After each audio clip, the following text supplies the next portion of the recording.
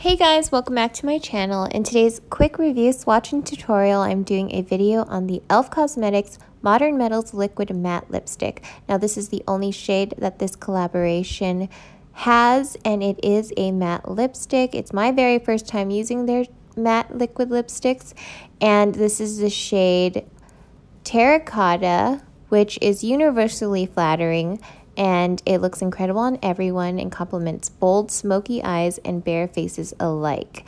It has a long-lasting formula which dries to a gorgeous matte finish that won't budge. There is the slim diamond-shaped applicator which gives you a flawless application in just one stroke, and it is enriched with vitamin E to keep your pout nourished and conditioned. Also, it is cruelty-free and vegan, and it retails for $6 on their website.